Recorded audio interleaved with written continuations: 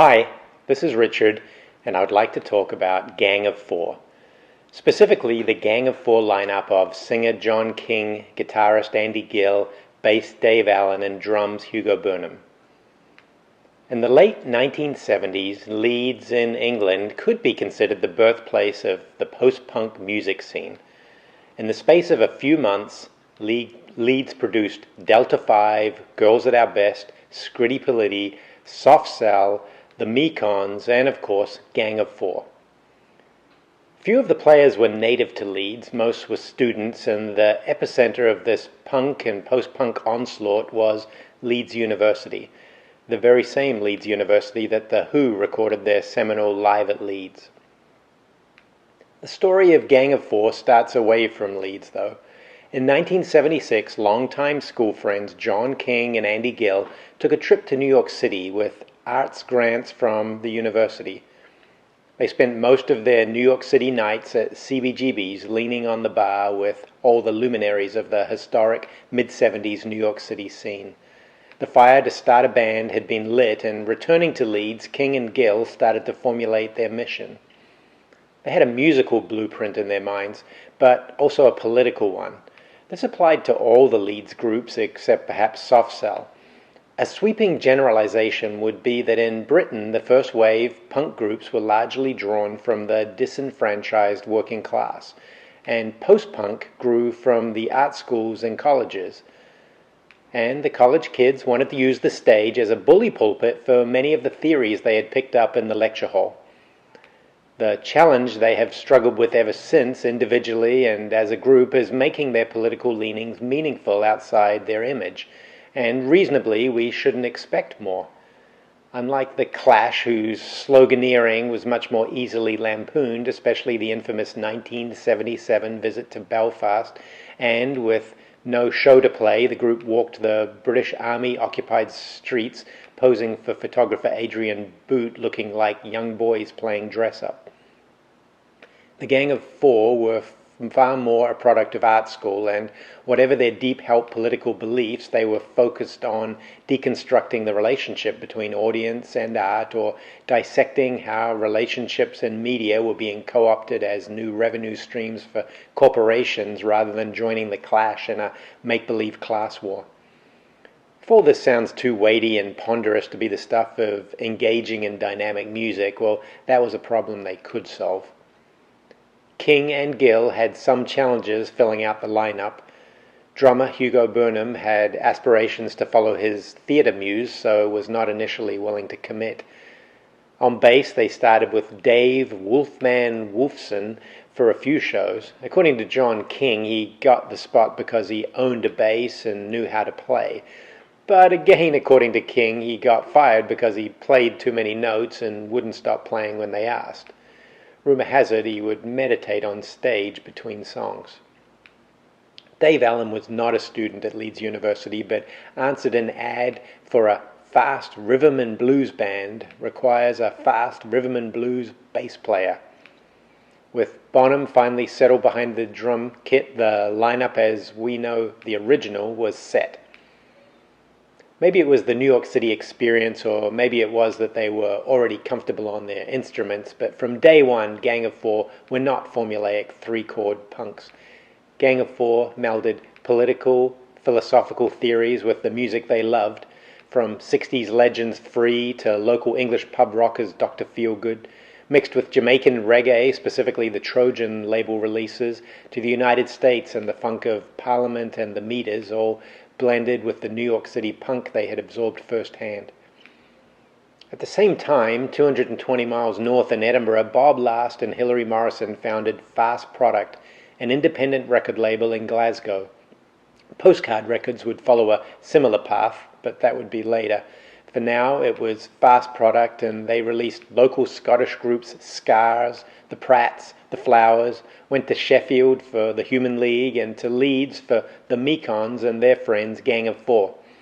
They would even release the debut single from California's Dead Kennedys, California über Alles. In October 1978, the Damaged Goods EP was released on Fast Product. Self-produced with help from Bob Last, all 3 tracks would appear in revised form on later releases, but this is the one that made the critics take note. The cover sleeve artwork owes a debt to the recently dissolved Situationist International. They were a group that worked to expand on Karl Marx's view of capitalism, believing social alienation and commodity fetishism were in every aspect of our lives. The front cover of the Gang of Four's 3-track 7-inch hinted at the group's objective to deconstruct all aspects of releasing a record with the tagline, "The sleeve for a Gang of Four recording of," but the back cover gives the whole game away.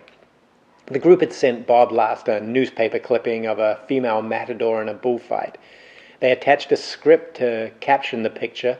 The dialogue was from an actual conversation King and Gill had with a comedian and a stripper at a show in Carlisle, a small city on the English side of the border with Scotland. The matador is saying, we're both in the entertainment business. We have to give the audience what they want. I don't like to do this, but I earn double the amount I'd get in a 9-to-5 job. The bull is saying, I think at some point we have to take responsibility for our actions. Bob Last lays claim to the sleeve design, but the band remembers it was intended that way as designed by King and Gill. Whoever the decision maker, the result was a part of the Gang of Four's demystification of the rock and roll image. The song Damaged Goods leads off the EP. The singer, our narrator, is excusing himself from a loveless relationship that has been reduced to colder couplings in the night. John King explaining that the shopping puns originated in a Morrison's supermarket in Leeds looking for a 2-for-1 bargain. The hopeless in-store slogan at the point of sale was, "The change will do you good," meaning change as in money and change as in switch store. I found this a good starter for words about a doomed relationship. It is monologue rather than dialogue for the majority of the song. Andy Gill's vocal interjections acting more as the narrator's conscience than another person. I picture the words being said to a mirror as the narrator primes himself to make his exit speech. The intensity and anger appear as he builds his courage. The music is a call and response of bass and guitar. Re-recorded for their debut Entertainment, the original here is slightly slower. John King sings more, his voice is not yet as strident. Andy Gill's guitar is deeper in the mix, but still has a brittle, unique sound. Gill would grow in stature as a guitarist very quickly. Dave Allen's bass playing is like a truncated reggae riff, grounding the song and moving it forward. Damaged goods, send 'em back. I can't work, I can't achieve. Send me back. Open the till. Give me the change you said would do me good. Love Like Anthrax is a tour de force, but I would qualify that statement by saying it is a song to be admired rather than loved. It is an experiment that is not quite experimental enough. What it reveals on repeated listenings is one of the more conventional songs on the EP. The song is a showcase of what Andy Gill can do with a guitar. He is not the conventional element on Anthrax. 55 seconds of squelching controlled feedback while Willie Johnson, Link Wray, Jimi Hendrix, The Who, even those clean-cut mop tops, the Beatles, had dabbled in feedback. It was nothing like the atonal relentlessness of Andy Gill. The trick of those thieving magpies, The Jam, would use a year later to have their biggest British hit to date, Eton Rifles. Of course, they reduced the feedback to a few seconds. On Anthrax, when the bass and drums join, the guitar fades away, allowing space for the 2 vocal lines. John King recites the same lines found on the LP version that closes out Entertainment, but Andy Gill has a whole different script. The great conundrum is that Gill's words are a demystification of the recording process, what equipment they use, the way they use it, but buried behind and overlapping with King's lines about love being like a case of anthrax, this startling-sounding song becomes even more mystifying. The message will always play servant to the song. John King has spoken about the part cinema played in his artistic development. Love Like Anthrax's overlapping vocal tracks was inspired by Jean-Luc Godard's 1975 split-screen experiment Numero 2. In music, the Velvet Underground's 1969 song, The Murder Mystery with 4 overlapping voices, is a close relative. Woke up this morning, desperation AM. What I've been saying won't say them again. My head's not empty, it's full with my brain. The EP closes with Armalite Rifle. The AR-18 was the weapon of choice for the IRA and the UDA during the late 1970s. The song is the most traditional of the three, interesting for Andy Gill's deadpan recitation and guitar power chords, and a simple but effective solo. The lyrics are a description of the ease of use of the rifle and the damage it can do. The song was re-recorded in mid-1979 for the Yellow EP, but doesn't sound wildly different from the Damaged Goods version. One small lyric change when the person who disapproves of it goes from Dave to John. Armalite Rifle and the Holy Trinity, it's used against you for Irish Jokes and the BBC. The EP sold well for a small independent release. The live shows were dynamic and reviewed well. They toured the world on the back of these shows and the EP. Not known at the time, but John King has revealed that he was ready to leave Gang of Four, wanting to capitalize on the prize-winning art career. A few months hiatus, though, and he was back. In January of 1979, the hugely influential British music weekly NME put the unsigned Gang of Four on the cover, a first for an unsigned group. For some reason, this was an affront to the major record labels, and they complained, but soon after, Gang of Four signed with EMI. The same EMI that had been home to the Sex Pistols for 3 turbulent months and released Anarchy in the UK. 2 years later, and the art school Marxists did not seem as threatening, Gang of Four was given complete artistic freedom. Why the choice of a major label? In retrospect, the group has said they were frustrated with the lack of payment by Fast Product, and EMI would pay them. With a settled lineup, critical acclaim, and a label, the Gang of Four set about recording. On May 18, 1979, the At Home He's a Tourist single is released, and the funk-punk hybrid is in full flight. The first few seconds of pulsating bass and drum are thrilling. Few of the Gang of Four peers were as ready for the dance floor. When John King sings Down on the Disco Floor, the bass and drums have you picturing it perfectly. Andy Gill comes in, choppy and crisp on guitar. The production is clean and bright, but with little echo or other effects. A precursor to the LP, the production was intended to democratize the instruments. There would always be space for all four players. The end result is a separation of each instrument's sound that was almost the anti-wall of sound that Phil Spector had made the norm. Gill's guitar playing is on a whole different level from the EP. He'd been open about his influences and name-checks Wilco Johnson and Jimi Hendrix amongst others, but to think of Gill as a pretender to any other guitar player's crown is wrong. He is as unique and talented a player as any produced in the early post-punk years. There is a unique timing in how he comes into a song and plays dual rhythm and lead roles that few matched, especially with many punk and post-punk players rejecting solos altogether. His uniqueness is emphasized by how his guitar sound was produced on record. No distortion pedal. When he did solo, it was abrasive and brief. He rejected any warmth in the sound. Gill actively avoided the warm, fat sound of valve amps, specifically the Marshall sound that so many acts coveted, and used Carlsbro transistor amplifiers. At Home He's a Tourist could be a distant, postmodern cousin of the Percy Mayfield, Elvis Presley Stranger in My Hometown. But here the strangeness is existential. The tourist hasn't been anywhere. He is dislocated by the world he grew up in, filled with ambition, anxiety, and ulcers. Even our most primal physical needs are marketed for a profit, and there's no way out.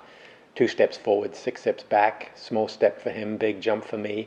The song had the real potential to be a breakthrough, but that shut down when the all-powerful BBC refused TV time or airplay without the removal of the word rubbers. As career-minded as the group was, they stuck to their principles and the song was banned. At Home He's a Tourist ended up being their highest charting song in Britain, but only reached number 58. At home, he feels like a tourist. He fills his head with culture. He gives himself an ulcer. The B-side, It's Her Factory, brings Hugo Burnham to the microphone to present in a news bulletin style about the media patronizing so-called women's work. No guitar, Andy Gill takes over drums. Hugo Burnham's taking voice, and the absence of guitar makes room for John King and his melodica, an instrument that King would bring to more songs. Dave Allen's bass is as funky as anything they did. Scrubbing floors, they're close to the earth. Entertainment, the debut LP, arrived in September 1979, packaged beautifully in both an inner and outer sleeve that had to be the work of art majors King and Gill. Its bold red standing out on record store shelves, the image of the handshake from the 1963 German film Winnetou is based in the American West. The text surrounding the three images: the Indian smiles. He thinks the cowboy is his friend. The cowboy smiles. He is glad the Indian is fooled. Now he can exploit him. Maybe a knowing nod to Gang of Four's new relationship with EMI. The back cover continues the theme of corporate greed and exploitation. I spend most of my money on myself so I can stay fat.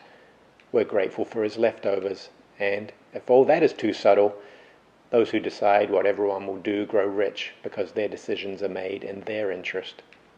Again, it isn't rousing anti-capitalist rhetoric. It is an artist making a statement and mostly looking at the history of the place they had decided to stake their claim and been disappointed in: popular music.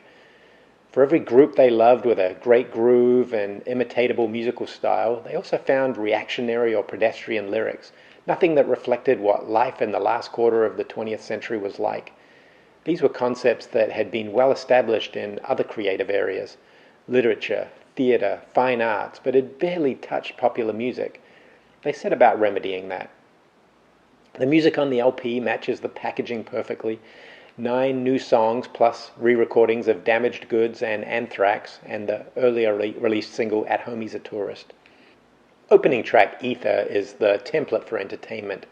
Dave Allen's bass and Hugo Burnham's drums lay down a foundation that Andy Gill's confident guitar cuts through like a window, showering the listener in shards.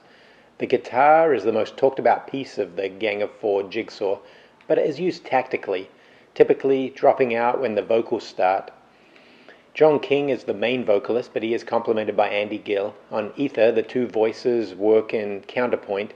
They take differing roles. King is bullet pointing the goals of the middle class, looking out for pleasure, the happy ever after. Gill is the less acknowledged voice of British authoritarianism that has its Northern Irish citizens locked up and tortured, all tied up with the hope that they may be able to drill near Rockall for oil. It is a jab at the big bear of British bureaucracy and the public's willingness to swallow their message whole. Their ether has put them to sleep. Trapped in heaven lifestyle, locked in Long Kesh, you're looking out for pleasure, H-block torture. Natural's Not In It follows with Gill's guitar taking a more prominent role, a song that musically would be more aligned with the recent punk explosion if not for Allen's bass that lifts the whole piece to a funky new level. Lyrically, Natural's Not In It has a wider scope than Ether, the problems of leisure, what to do for pleasure. Our instincts, our desires are again co-opted for business. And as much as we may be self-aware, we are not so gullible. There is no other path available. We all have good intentions, but with strings attached. No wonder this heaven gives me migraine. Remember Lot's wife, renounce all sin and vice, dream of the perfect life. There's a metronomic start to Not Great Men, over which bass and guitar battle, each long phrase capped with a blast by John King and his melodica. It was buried deep in Ether, but there is no hiding it here as it punctuates each refrain. This is an addictive thumping tune, a staccato rhythm with Andy Gill doing little but achieving much. Dave Allen on bass is far more exuberant, bringing the funk. History is written as a succession of deeds by powerful individuals, usually men, and Not Great Men pokes at this notion. As usual, the argument is bullet-pointed or signposted. Like the staccato jabs of Andy Gill's guitar, the lyrics are a bullet-pointed punch to the guts rather than a conversation. If you've ever been to a Billy Bragg show, you know the challenge of holding an intelligent conversation through popular music. Bragg's between-song banter becomes a platform to elaborate on the themes of his music. Outside the traditional folk song, any attempt to overwhelm the audience with a diatribe will be met with a glazed-over gaze. Rap and hip-hop, where the word rules, have a much better chance of getting across a sustained argument. The past lives on in your front room. The poor still weak, the rich still rule. History lives in the books at home. The re-recorded Damaged Goods follows, more brittle sounding than the original, the dry reverb-free production of Entertainment being the most notable difference. Return the Gift is a consumer in the midst of having their leisure time bought and sold, with the deal sweetened by the seller with some glittering enticement. For the bath-centric British, the idea of an inside shower seems to be quite the deal. The sucker on the end of the line, us, who sings the song, is foolish enough to think they have some bargaining power and request evenings and weekends. What the lyrics never do is live up to the promise of the title and return the gift. Musically, we are warned of what is coming by Andy Gill's siren-like opening. The bass and drums continue the LP's funk groove. Gill's guitar uses its choppy slash chords to harmonize with the vocals instead of dropping out as he has in earlier songs. The guitar solo, if you can call it a solo, is a wonderful crescendo of notes and chords that builds you to the frantic finale as the singer's desperation grows more pained. Go to Scotland, no obligation, we'll send you an inside shower. Guns Before Butter closes out side one.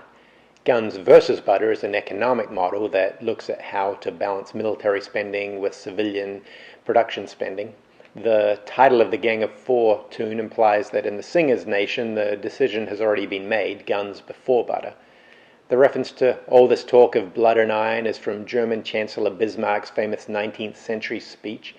Germany would only gain strength through an iron fist was his message. Millions lived through 2 world wars, Bismarck's words taken literally. The German connection solidifies with nods to the fatherland and the Nazi policy of joy and labor. Our protagonist is the little guy who wants the government to focus on the butter side of the equation, as all this talk of blood and iron, it's the cause of all my shaking. The skipping drum beat matches the heartbeat of our terrified singer. The guitar is as unhinged as anything on Entertainment as panic takes him over. An audible cough and it's all over. Just keep quiet, no room for doubt. Side 2 opens with one of the more traditional rock songs on the LP. I found that essence rare, was felt by the band to be too obvious to release as a single. Some of their decisions do seem arcane from our perspective 40 years later. Multiple voices on an overlapping count-in, Andy Gill's chiming guitar intro until 20 seconds in, and we are in the deep end of a catchy guitar-oriented post-punk. It is a rousing concert favorite and just as enjoyable on record. With its title taken from a perfume advertisement, the song is full of ad-worthy lines until we reach the crescendo. Things don't look a whole lot better for the working classes. Aim for politicians fair who'll treat your vote hope well. The last thing they'll ever do, act in your interest. Glass follows with a more traditional tune, albeit a tradition that ignores choruses. The blues use line repetition to emphasize an emotion, but Glass is as far from blues as you could imagine from a group using guitars. The best of the song is the refrain that begins, "If you're feeling all in, take some aspirin." Still the weakest song on the LP. Always thought life should be so easy. It seems that I have misunderstood. Nothing I can do seems to please me. What I say don't sound so good. Contract is a great return, a jerky, engaging rhythm with stops and starts that become a template of sorts for those who want to capture the post-punk sound in future years, although nobody sounds quite like Gang of Four. The lyrics are the jaded musings of somebody in the malaise of the modern world. We are sold the notion of blissful happiness in our relationships and have no way to cope once the novelty has grown thin. Living in a mutually agreeable contract is the best we can hope to achieve. The same again, another disappointment. We couldn't perform in the way the other wanted. At Home He's a Tourist follows, same recording as the single. 5:45 was the time for the broadcasted evening news, no 24-hour news networks. You watched then and maybe at 10 p.m. and that kept you up to date with current affairs. Our narrator is full of distaste for the new visceral nature of television news. It was a new thrill for journalists and cameras to be on the scene of whatever conflict was unraveling. The viewer at home is not as gripped. They are slightly nauseated by the bloodshed being screened. Bring back local interest stories. They didn't want to be confronted by the harsh reality. The keystone for us, the listener, in case it was going to slip past you, is the refrain, "Guerrilla War Struggle is the new entertainment." Hey, there's our album title. Or even more explicitly, declared blood war on the bourgeois state. Watch New Blood on the 18-inch screen. Blood is the most common descriptor in the song, and with colour television in the UK outnumbering black and white for the first time in 1976, Blood on the News was indeed new. The commodification of news was grossly giving us war as entertainment for the first time. John King and his melodica are front and center on 545, headlining on the intro and continuing through the verses sung by Andy Gill. King steps to the mic on verse 2 and Gill's guitar, engaging and brutal, suddenly joins. How can I sit and eat my tea with all that blood flowing from the television? At 5:45, I watched the news. Anthrax is the closer. The song lengthened by about a full minute of feedback at the beginning, while the title has been reduced from Love Like to just Anthrax. Lyrically, Andy Gill's dialogue is completely new, changed from a description of the recording process to a diatribe about popular music and love songs. As King repeats his lines about being in love like having anthrax, Gill muses that we don't think what goes on between two people should be shrouded in mystery. So ends one of the greatest LPs of all time. 1980 was a year of relentless touring, Europe and the United States being visited a lot. The only new release came in March, the single Outside the Trains Don't Run on Time, a jerky guitar motif with a bass run that climbs and stops just before it can get funky. John King channels Mussolini in a tirade against domestic fascism. Now there's a guy to get the trains running like clockwork. He's become nostalgic, wants to own tomorrow. Discipline is his passion. Now he says there's none. The B-side, He'd Send in the Army, gives Dave Allen a rare chance to take some vocals. Domestic inequality is given another spotlight, this time through the eyes of a squatty. John King punctuates the sound by hitting a piece of metal. Andy Gill offers some of his most disjointed guitars. It is a piece that is all restraint and tension with no release. The Army has its uses in times of civil crisis. The single did nothing commercially and was an odd choice as their one new recorded statement for the year. It felt like they were trying out new thoughts in public. The record buyers ignored it, as did the critics. The US did see the Yellow EP later in the year. It included the current singles, A and B sides, the Tourist B-side, It's Her Factory, and a re-recording of Armalite Rifle. The English critics were sharpening their hatchets, touring the same set list, albeit a glorious set list for almost 2 years, was wearing thin. They wanted new product, and they wanted it now.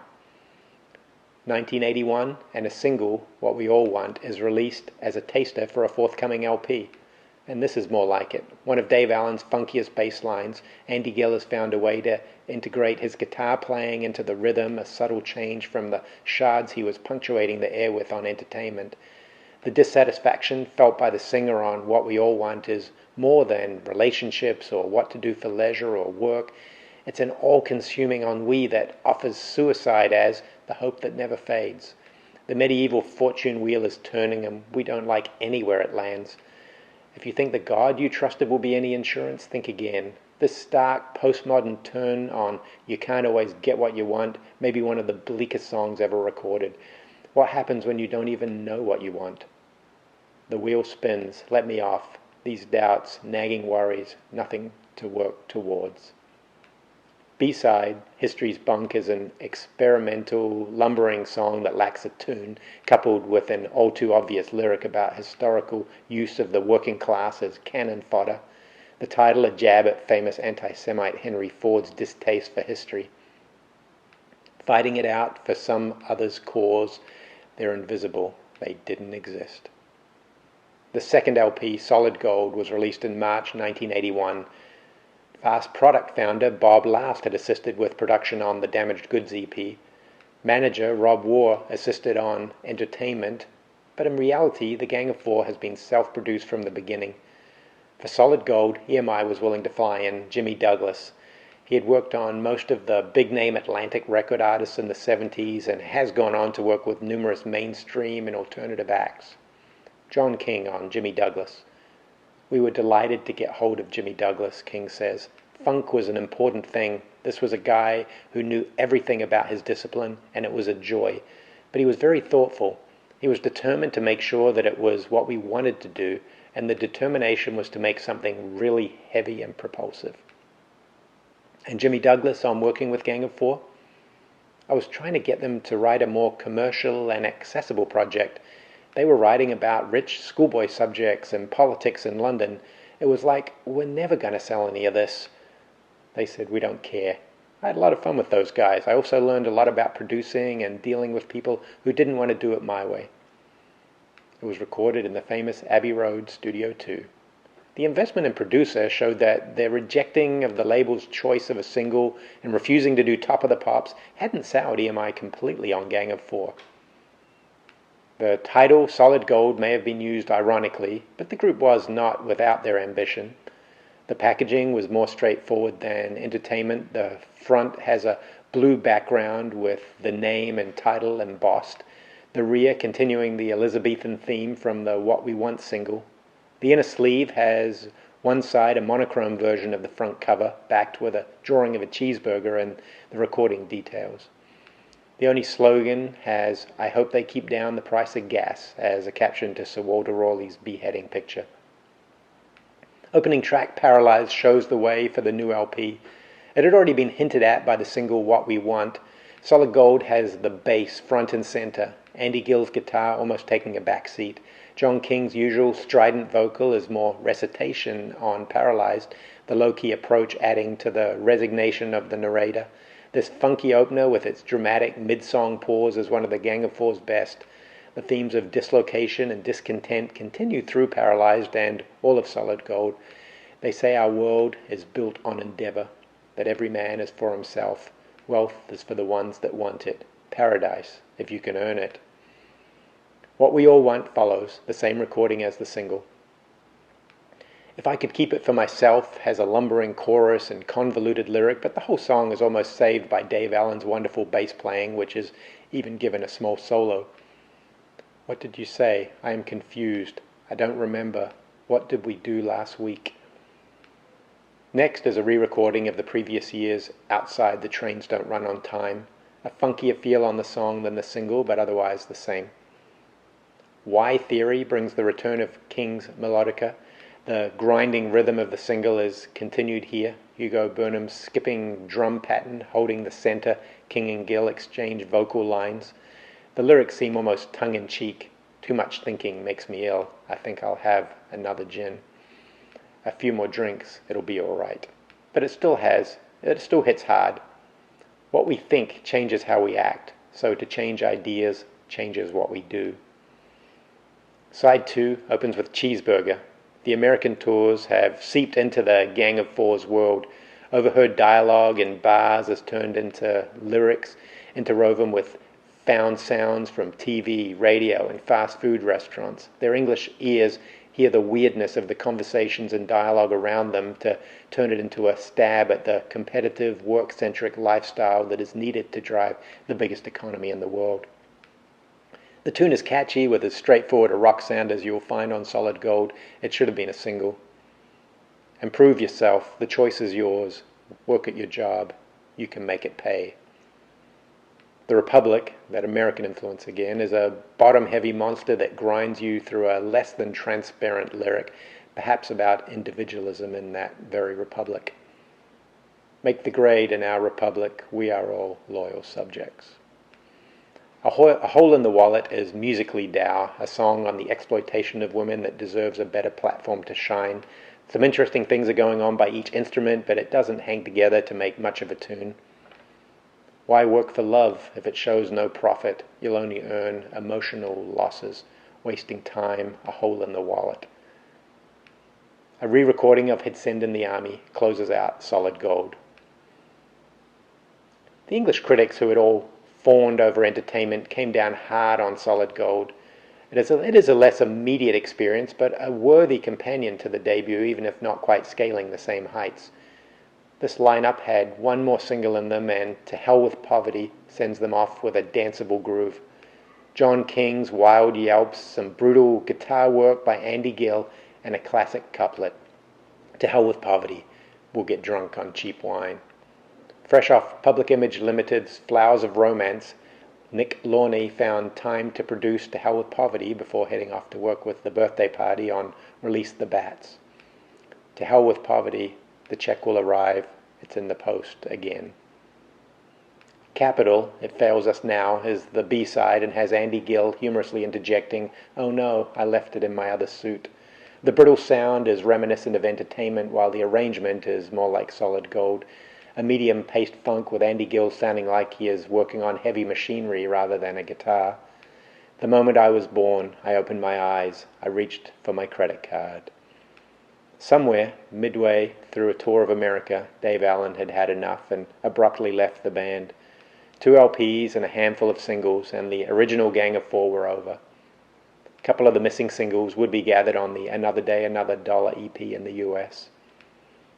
REM, Afghan Wigs, Red Hot Chili Peppers, Nirvana, Rage Against the Machine, Nine Inch Nails, Sleater Kinney, St. Vincent, producer Steve Albini, and many more have declared their debt to the Gang of Four.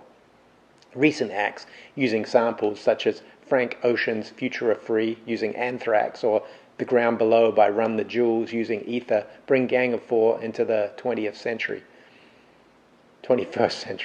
And it is entirely understandable why Gang of Four have become such a touchstone. There is something magical about the first 2 Gang of Four LPs. The music is visceral and still potent. If their goal was demystification of the process of creation, a Brechtian distancing, the music fails. It is engaging and exciting as any popular music, even as its newness has worn off. If it was to make difficult and challenging ideas palatable, then they succeed. Their concerns with feeling dislocated, unable to make real connections with people, and the casual brutishness of bureaucracy still holds. The ease with which corporations can now monetize every aspect of our lives makes primary lyric writer John King seem clairvoyant. You may find music to love that was released under the Gang of Four banner after these releases, but they become a very different band, shedding players until becoming Andy Gill and new associates. Wherever your Gang of Four journey ends, it needs to start with Entertainment and Solid Gold, essential music. Now, go listen to Gang of Four.